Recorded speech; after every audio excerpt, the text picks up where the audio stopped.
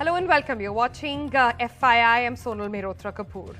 Now, India's youth are facing an unusual challenge, dealing with their unhealthy hearts. Indians are now getting heart attacks at a much younger age. In fact, sample this. Every minute, about 4 Indians in the age group of 30 to 50 experience a fatal heart attack. In fact, Indians get heart attacks 8 to 10 years before any other ethnic group across the world as well. And Mandira Bedi's husband's sudden death at 4:30 in the morning in his house while sleeping, Raj Kaushal collapsing before his family could even call for help, has once again brought to the focus Indian youth's health and their heart issues. So on FYI today, we tell you the why and how of heart attacks in young Indians. First, let's try and understand, is there a connection of heart attack with age? Now, while it is true that increasing age is a risk factor and heart attacks are more common after 45 in men and after 55 in women, with risk increasing as one grows older, a heart attack is far from rare now in younger people as well, between 30 to 40. Indians get heart attack a decade earlier in their lives compared to any other ethnic group, and according to the Indian Heart Association, 50% of all heart attacks in Indians occur under 50 years of age, and 25% of heart attack in Indians are at the moment under the age of 40, and that is a worrying number. So what are the factors leading to this heart attack in younger people? Well, some obvious ones: stress, loneliness, job losses, all remember amplified due to COVID, lockdown and the pandemic that followed. Well, extreme weather is said to be an impact as well, addiction to alcohol, narcotics, smoking, all of them contributing to your heart getting more vulnerable. But are there people who are already vulnerable to heart diseases? Who are they? Well, if you are a pre-diabetes, if you are insulin resistant, if you have low HDL, that's the good cholesterol, with high levels of the bad cholesterol, if you have high lipoprotein, if you have deficiency of vitamin D, if you have obesity in your abdominal level, and if you experience premature menopause and you have a fatty liver, it makes you all vulnerable to heart diseases. But heart attacks, well, they are really catching on to young people. And are there any signs that one can really watch out for? We spoke with experts and this is what they say. Now, heart attacks need not usually come in a dramatic way like you see in the movies, for example. There need not be a sudden pain in the chest making you reach in pain at the area where the heart is.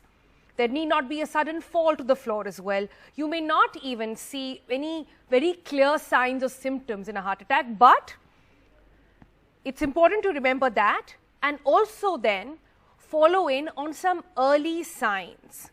We've got a list for you that you need to be careful about. For example, discomfort in your chest.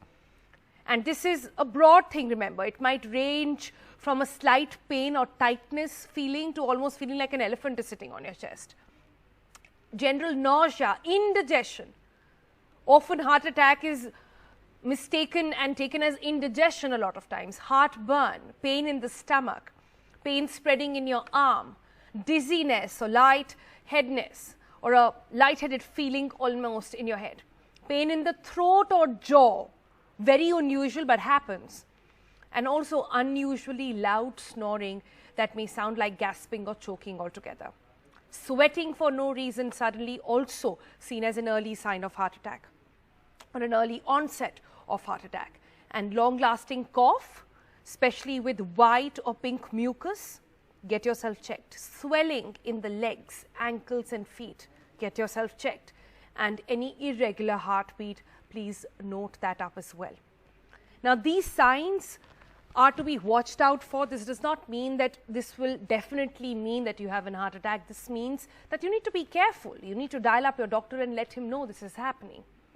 But then the question is, are Indians more vulnerable to heart diseases? Well, studies point to different pattern of abnormal amount of fat in the blood that is more complicated in inherent insulin resistant people, generally seen in North Indians or in fact now across the country. genetics also play a huge role, and mostly family history is a huge factor as well in having premature diseases. And it is true that Indians and South Asians are in fact more prone to heart attacks.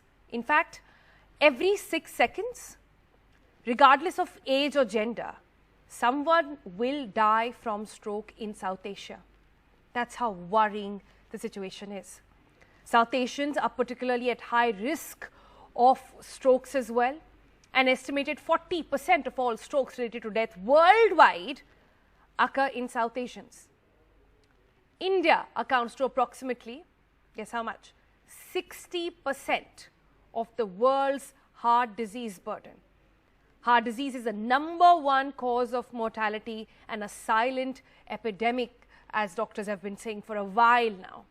And Indians have been affected by high rates of diabetes, metabolic syndrome, hypertension, smoking, all of that contributing to a heart which is compromised, to a heart which will see a stroke much earlier in life.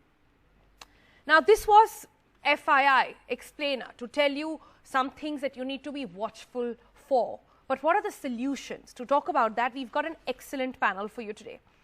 Very delighted to have with us on the program Dr. Ashok Seth. He's a known name in the country. He's a chairman for Fortis Escorts Heart Institute as well. Thank you so much for sparing your time, Dr. Seth. We've got Dr. Narayan with us, Director at Global Health Alliance. He joins us, beg your pardon, from UK. We've got Dr. Panda with us, Vice Chairman and MD, Asian Heart Institute, Mumbai. And we also have with us Dr. Dwivedi today. She's Assistant Professor at Cardiology at the Lenox Hill Hospital in New York. Thank you all so much for your time. Dr. Seth, I want to begin by asking you. We've known this for a while. We've talked about this. There is now growing awareness as well. But somehow we've not been able to put a tap on the numbers. So for those who are watching this, for those who are already, they know they are vulnerable because they have a family history of heart disease in the country. What are some of the things you advise people to do? I know the first thing people really run for is getting a lipid profile, is getting your tests done regularly. And just to say this, that people, younger people in the country are getting more and more fit. We are getting more active, we are getting more aware, we are more conscious about the food that we eat. Yet, the numbers of people dying with heart attacks or even strokes, they don't seem to be coming in control. I think you've raised a very important point, and I'm happy that it's for once away from COVID to the present realization of non-COVID problems, which is still rampant in this country. And constantly incidents occur which continue to remind us about the spreading coronary artery disease and heart attacks, including deaths in our country related to it. We've always said this, and I must say this, there are two aspects to this. Why is it happening and what can we do to prevent it? And I may slightly disagree with you when you say that we're more aware of exercise and health and we're leading a healthy life. Practically what we've seen over the last 20 years is a 2 to 3 times growth in heart disease and heart attacks in younger populations. 3 times, you say? Absolutely. And that's to be realized and understood. We, as you know, are 10 times earlier having heart attacks than the West anyway. We're 3 times more prone to have heart attacks and heart disease than the West, 6 times more than Japanese, and 20 times more than Chinese. So we are a race who's already got a predisposition. We're type of a loaded gun as Indians, and we just need some risk factors to combine together to actually precipitate heart attacks. And this has to be well understood. Even for the same incidence of diabetes, for the same incidence of hypertension, as exist elsewhere, when you look at the Indians who migrated 3 generations ago to Singapore or to West Indies, incidence of heart attacks and heart disease is higher. Coming to that is this younger issue. Really, over the less than 40 has risen. It is more than anywhere, the numbers are more than anywhere else in the world. And the reason for that is our changing lifestyle clearly and the changing scenarios around us. And when we say we talk about more of being health conscious, actually what the young gen is not health conscious. He is body conscious. And they're 2 different things altogether. Bodybuilding in the gym is not as good as heart-healthy exercises. Eating outside fast foods are not doing any good to people. That's well understood. Sedentary habits, sitting on the chairs, where earlier people would be having sports and games outside, but now we're stuck onto computers and others, is not a good thing. And we actually have also one, does not forget the pollution in this country, which has been clearly demonstrated to be linked to heart disease and heart attacks. And the West clearly defines it. For us, we've been living in high pollutions, practically more so over the last 15 to 20 years. Yeah, and I like what you said about younger people being more body conscious and not health conscious. That's a discrimination we perhaps need to highlight. And also, may I give you a bit of an example on this, and it'll just take you 30 seconds. Around 10 years ago, we did a survey which was then published in the Hindustan Times about morning walkers, because I used to go to the West and see young people exercising and doing jogging during the evening and the mornings. And while in India, we used to see more elderly people going for walks. So we did a survey of 1,000 morning walkers. And you'd be surprised that while the morning walkers, majority of them were elderlies beyond the age of 50s and 60s, who said they were walking because they actually had some problem or the other, heart disease and so on and so forth, or had been advised to walk. There were only 25% who said that they were walking for prevention of heart disease. And by the way, the age group between 25 and 50 just constituted 15 to 20% of the walkers. I understand. I hear what you're saying, Dr. Seth. Let me bring in Dr. Narayan in the conversation as well. Dr. Narayan, we've already spoken about statistics that talk about how Indians are more vulnerable at this point. But again, I want to talk about solutions now. What do you think needs to be our mindset looking at this problem? Because frankly, there are two virtual realities over here. One, of course, is the fact that people are stuck home.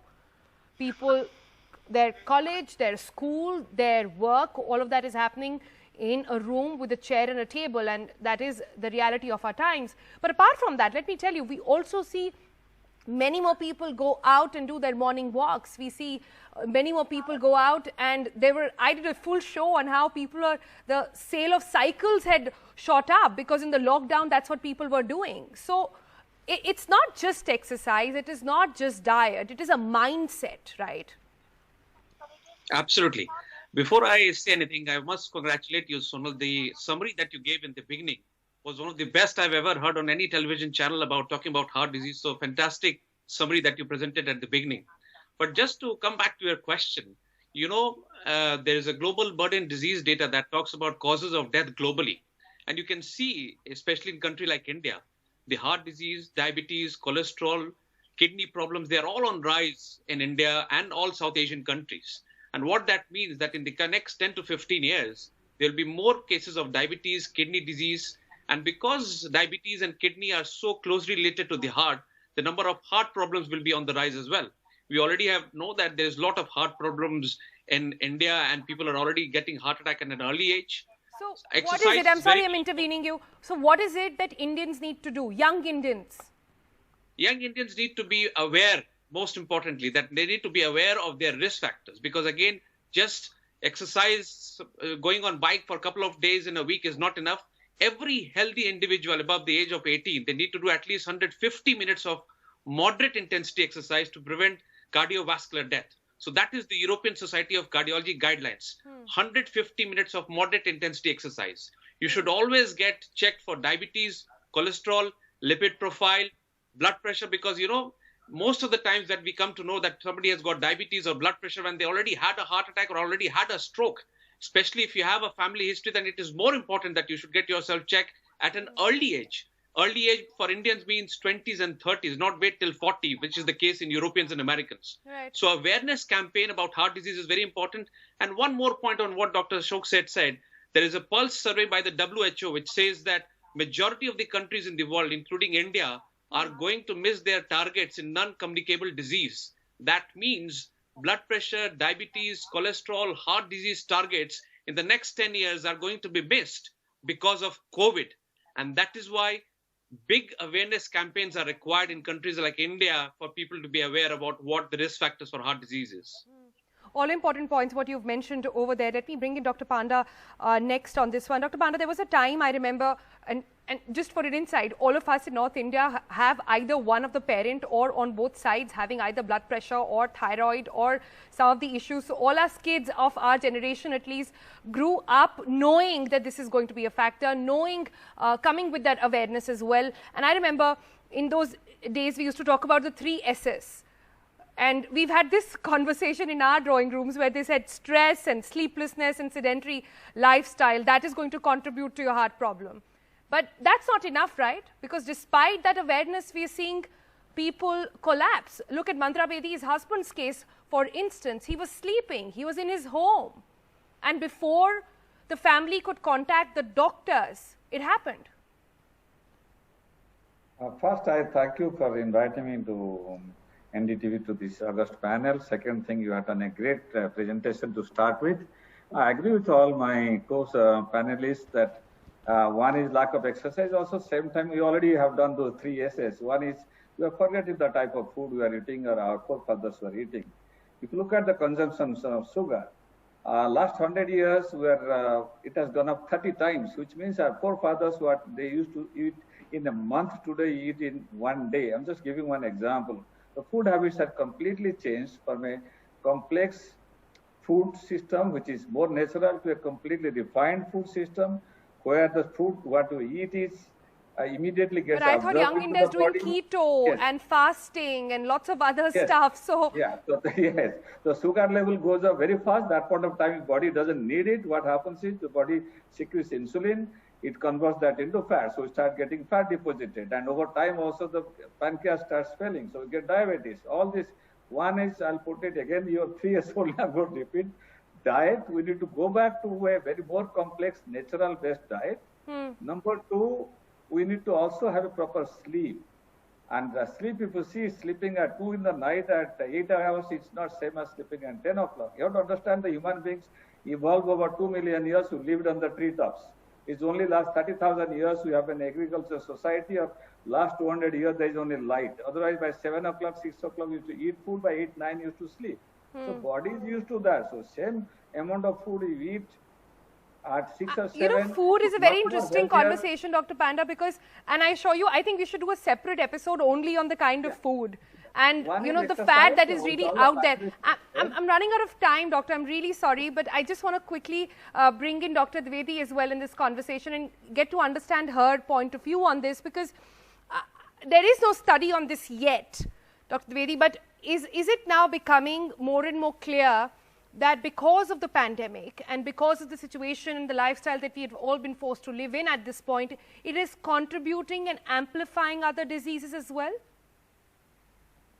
Hi, Sonal. Thank you for having me on the show. And absolutely, over the pandemic, what we've seen is in the emergency room, emergent cases like heart attacks, appendicitis have all gone down. And that's because people are not seeking care as much as they were before the pandemic.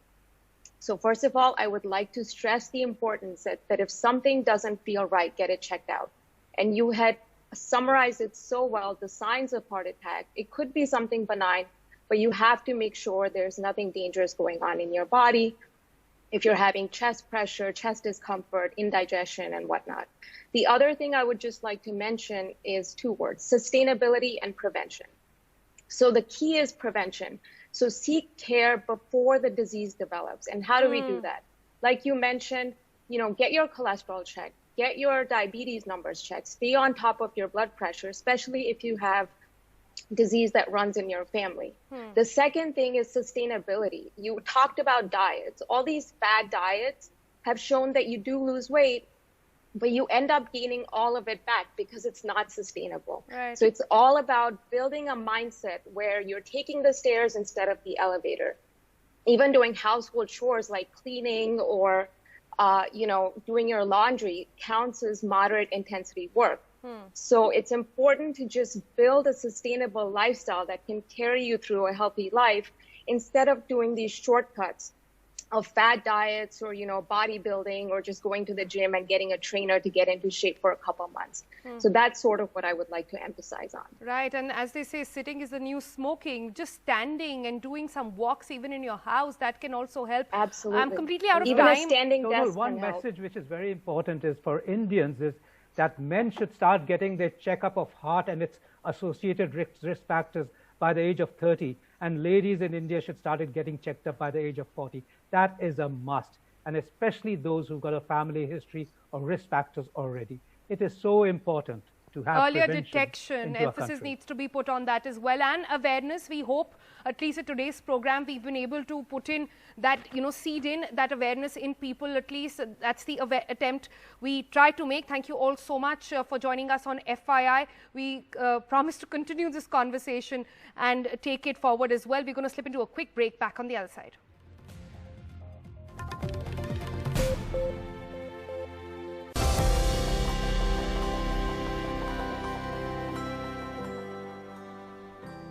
Welcome back. It's time for a special campaign, Vaccinate India, in partnership with Google, where we're discussing some of the questions that you often ask. We have Dr. Ashok Seth with us on the program today to take some of your questions. Thanks so much for your time. Doc, I want to start by asking you about something that is hugely being discussed today, which is COVID vaccine effectiveness. Now, we are talking at a time, Dr. Seth, when new variants are being discussed day after day. Of course, the vaccines were developed before that, but people getting a little concerned, even those who are vaccinated, on whether or not the vaccines are going to be effective against these new variants that are being talked about. How do you answer that question, specifically Delta Plus being that? That's a very important question, and let me just clarify right up front for the nation. Vaccines are effective, and vaccines are the only weapon we know, apart from COVID appropriate behavior, which can prevent us getting COVID and becoming serious from COVID, even with the new variants. And let me just explain that for everyone. Firstly, as far as the original variants concerned, we know their efficacies. We know that most of the vaccines are more than 70% efficacious in preventing COVID, and some are even 80 to 90% effective. Now, we have some concerns about the new variants, but the data also demonstrates that even for the new variants, like the Delta and the Delta Plus, the vaccines are effective. They may be slightly less effective compared to the original virus, and that means that from 70% or 75% efficacy, they might be 60%. But what that means for you and for every one of us is that once vaccinated, we are certain that even with these Delta variants, and the Delta variant and the more recent Delta Plus AY1, it's very clear that we won't get a severe illness. Our chances of getting a severe illnesses are remote, and our chances of becoming serious to go on a ventilator or actually dying from it are practically none. In fact, that's the purpose of the vaccine. The purpose of the vaccine is to prevent serious infections, hospitalization, and deaths. And therefore, vaccines must be taken because they are only source of protection against COVID, the coronavirus, and its variants till today. And the vaccines are only going to be tweaked and getting better and better for us to be preventing. Right. So that messaging extremely important at this point to try and tell that vaccines do work. And the job of the vaccine is not to prevent infection, but the job of the vaccine is to save your life. It's to keep you away from death or any serious illness that might come due to COVID. Let me try and see if I have the line back with Dr. Seth. Okay. Dr. Seth, the next question then I wanted to ask you was about symptoms. And I'm asking this now, knowing very well that a lot of people already are very aware of the COVID symptoms. But again, we are talking at a time when the numbers have gone down and there is a change of season. There is massive heat as well. And some people generally might end up getting cold, etc. What do you tell people as some of the signs that they need to be watchful for even now when everybody's guard is down a little but need to be careful about? I think we need to be careful about the COVID and its symptoms all the time. I think it should be a priority in our mind. This is not to scare you, but that's a reality and we've just faced it and we don't want to face other waves. So precautions is what's going to prevent us and prevent the COVID spread. So clearly, any out of the usual symptoms, of course, commonly one understands that it's fever, running nose, flu-like symptoms, body aches, etc., are all well recognized. But what is not recognized is the subtle symptoms. And they also have predicted, and by the way, been symptoms of COVID. For example, lack of taste and lack of smell has been an important symptom, which is not just predicted COVID, preempted COVID by a couple of days, but also has stayed subsequently after COVID for many people.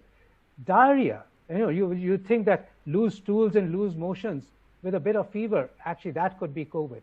In fact, feeling groggy, foggy, body aches, even just an irritation in the throat, so any abnormal symptom at this time happening to an individual should be suspicious of COVID and should absolutely, within 24 hours, if continuing, should be tested for COVID. I would actually emphasize. It's not just for your own self that you test it, but you actually test it also for preventing spread of COVID. And you know that the new mutants are super spreaders. They have got vicious infectivity, and by the way, they're also changing their symptoms by the time as it goes. So we cannot stick to the old symptoms that we knew about. We have to any such symptom in recent times has to be viewed with suspicion of COVID. Right. Dr. Seth, thank you so much for all those valuable tips for our viewers. Thank you.